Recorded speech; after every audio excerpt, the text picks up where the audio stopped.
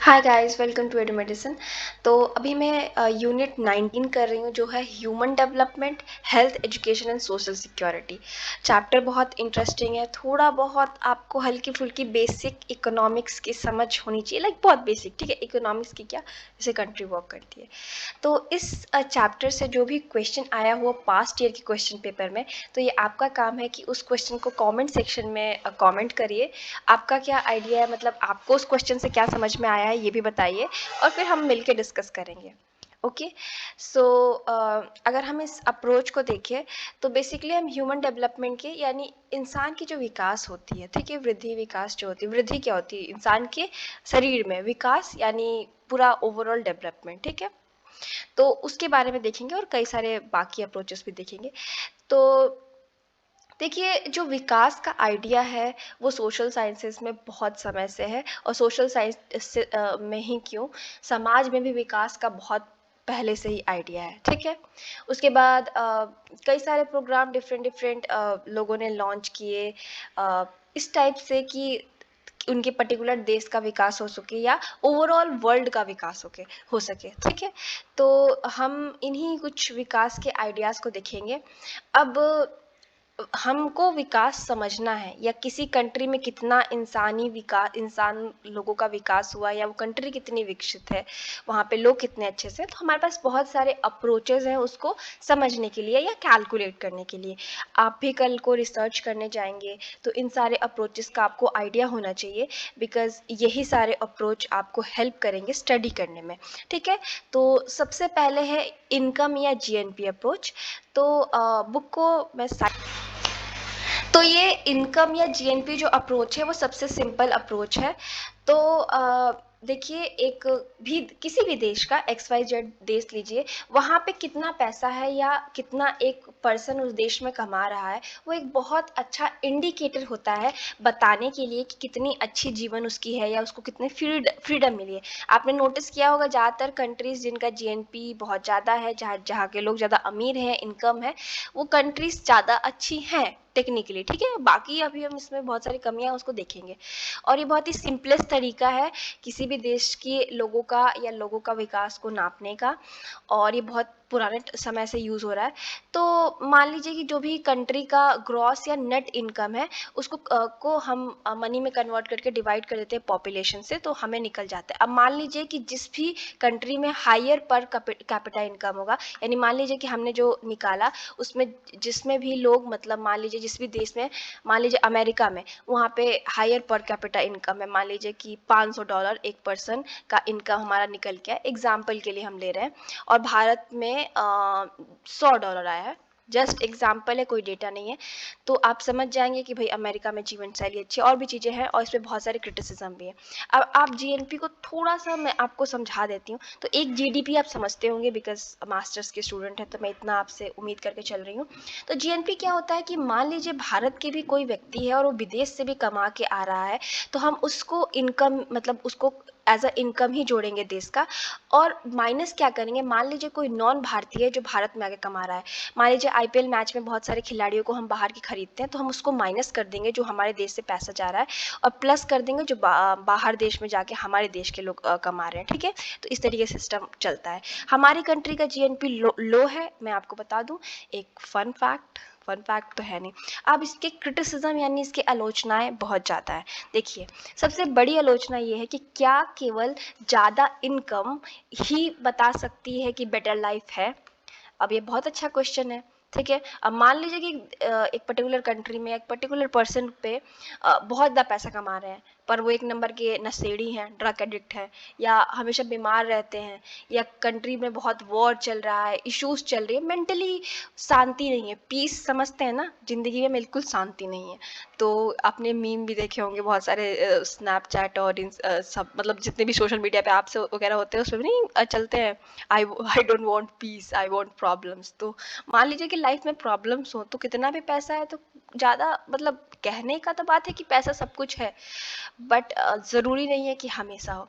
उसके बाद पैसा से हम इतना जान सकते हैं कि मटेरियल एस्पेक्ट जो है वो सही हो सकता है, लेकिन क्या सोशल एस्पेक्ट सही है? अब इसके लिए ना भारत में आपको आना पड़ेगा इस आलोचना को समझने के लिए कि मान लीजिए हमारे कंट्री में कास्ट सिस्टम है, आप अच्छे तरीके से समझते हैं। मान लीजिए कि कोई छोटे कास्ट का इंसान है, वो आज भी गाँव में रहता है, क्योंकि आप माने या ना माने गाँव में आज भी कास्ट सिस्टम चलता है। शहरों में भी देखने को मिल जाएगा बट गाँव के कंपैरिज़न में कम। तो वो कितना भी पैसा कमा लेना, उसको जो स्टेटस है ना समाज में, वो लोअर ही मिलेगा जस्ट बिकॉज ऑफ उसके कास्ट। तो यहाँ पे वही पॉइंट आउट मैं करने की कोशिश कर रही हूँ कि पैसे से तो वो बहुत सारी मटेरियल चीज़ें मतलब खरीद पाएगा, लेकिन जो रिस्पेक्ट वगैरह समाज में होती है, जो कास्ट को लेके भेदभाव है, वो हमेशा बना रहेगा। तो इस एग्जाम्पल से आप एक क्रिटिसिज्म समझ जाएंगे।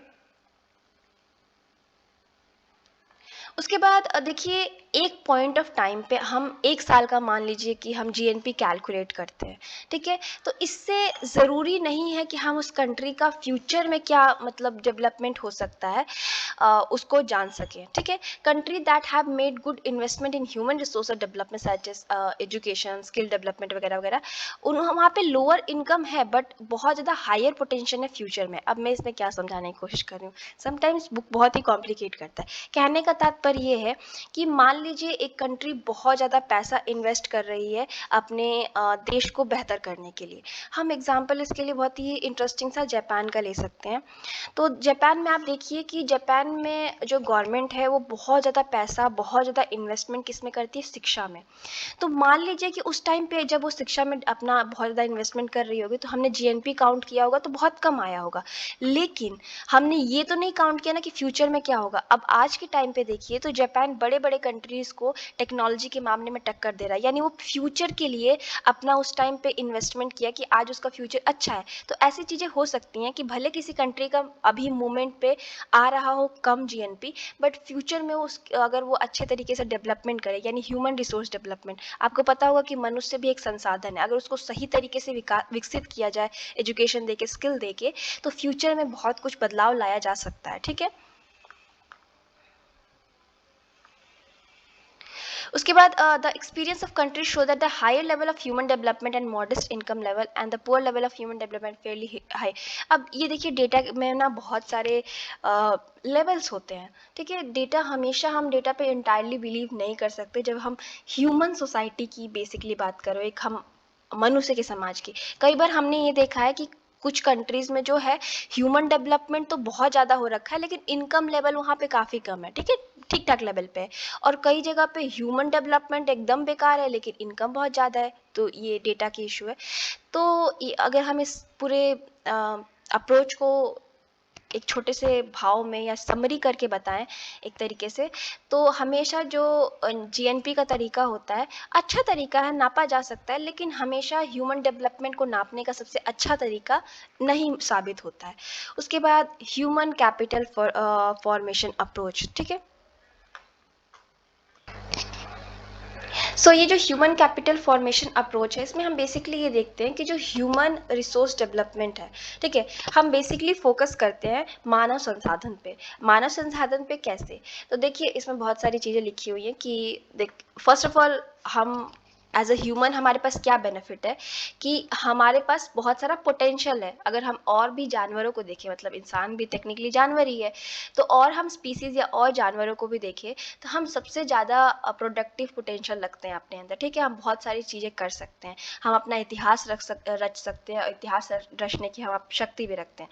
तो बेसिकली इतनी बड़ी बड़ी बातें करके ये कहना क्या चाहते हैं? बेसिकली इस अप्रोच में हम क्या करते हैं, ह्यूमन कैपिटल फॉर्मेशन अप्रोच। अगर आप ध्यान से इसको शब्दावली को भी देखें तो आपको समझ में आ जाएगा इसमें बात क्या की जा रही है। ह्यूमन मतलब मानव, कैपिटल मतलब मनी से संबंधित, पूंजी से संबंधित बात की जा रही है। फॉर्मेशन मतलब आपको पता है, फॉर्मेट बनाना, फॉर्मेट कुछ भी उसको बढ़िया करना, अप्रोच। तो बेसिकली हम इसमें क्या करते हैं कि जो ह्यूमन है उसको एज अ हम रिसोर्स समझते हैं, संसाधन समझते हैं, और उसको पूंजी द्वारा उसको मतलब बेसिकली डेवलप करने की कोशिश करते हैं, ठीक है? तो किस तरीके से हम कर सकते हैं, एक भी इंसान को अच्छा मनुष्य बनाने के लिए और जो समाज में काम आए बनाने के लिए सबसे ज़्यादा आवश्यक क्या है, आप सबको पता है, शिक्षा। शिक्षा द्वारा, उसको स्किल द्वारा, उसको ट्रेनिंग द्वारा, उसके बाद हेल्थ केयर द्वारा हम एक अच्छा मनुष्य बनाते हैं जो आप अपने देश, अपने समाज, अपने एरिया को डेवलप करने में मदद करेगा। तो सिंपली इस पर्टिकुलर टॉपिक का मतलब यही है, और कोशिश करिएगा एग्ज़ाम में ये लिखिए, थोड़ा बहुत पढ़ लीजिए। देखिए, मैं ही नहीं कह रही कि पढ़ना बंद कर दीजिए, बट कई बार ना बुक्स में बहुत ज़्यादा खतरनाक लैंग्वेज यूज़ होता है, जो कि आपको ज़रूरी नहीं है यूज़ करना। अब ह्यूमन वेलफेयर अप्रोच की बात करें तो ह्यूमन वेलफेयर अप्रोच, वेलफेयर आपको पता है वो मतलब एक वेलफेयर स्टेट का भी आइडिया आपने पढ़ रखा होगा, हितकारी स्टेट बेसिकली, जो आपकी हित के लिए काम करे। तो ये अप्रोच जो है ना, वेलफेयर अप्रोच, वो बहुत ज़्यादा पॉपुलर है मॉडर्न समाज में, आज के समाज में या मॉडर्न स्टेट्स में ये बहुत पॉपुलर है। इवन हमारा भारत देश भी welfare approach, human welfare approach ही रखता है। बेसिकली इसका मतलब क्या होता है कि ह्यूमन जो होता है ना, मनुष्य को हम बेनिफिशियरी मानते हैं विकास का, पार्टिसिपेंट नहीं। ठीक है, अब दो चीज़ समझ लीजिए, कई बार कंफ्यूजन हो जाता है। फर्स्ट ऑफ ऑल ये कि जो विकास हो रहा है, हमारी गवर्नमेंट है। अब हमारे गवर्नमेंट ने बहुत सारे सरकारी स्कूल, सरकारी हॉस्पिटल्स और भी बहुत सारी सरकारी सेवाएं दे रखी है। आपने सोचा है क्यों? बेसिकली वो इसके थ्रू क्या कर रही है, हितकारी बनने की कोशिश कर रही है। हमें ज़रूरी नहीं है कि हम हमेशा पार्टिसिपेट कर सके विकास के उस रास्ते में, लेकिन हाँ, इस तरीके से जो विकास हो रहा है उसका बेनिफिट ह्यूमन को मिलना चाहिए। ठीक है, इसका बेसिकली इस अप्रोच का मतलब ये होता है। तो इस अप्रोच में हम देखते हैं कि जो जनरल लोग हैं, जो कॉमन लोग हैं, उनकी जो नीड्स है उसको फुलफिल की जाए। ठीक है, और ये जो आइडिया था उसका अगर हम इतिहास समझने की कोशिश करें तो फ्रेंच रेवोल्यूशन के बाद इसका आइडिया आने को हम देखते हैं। देखिए, फ्रेंच रेवोल्यूशन में बहुत सारी चीज़ें बदल गई थी। एक राजा मोनार्की वाली सरकार से, मतलब राजा वाली सरकार से हम एक डेमोक्रेसी की बात करने लगे थे। अब राजा की सिर्फ नहीं सुनी जाती थी, अब लोग, जो कॉमन इंसान था वो पावरफुल था, बिकॉज उसके वोट में पावर था, वो चूज़ कर सकता था किसी को भी। ठीक है, तो अब राजवाड़ों का राज या क्लास जो था उसको रिप्लेस कर दिया गया था आम इंसान से। ठीक है, और इसी ने कहीं ना कहीं इस तरीके की सरकार को दिया गया।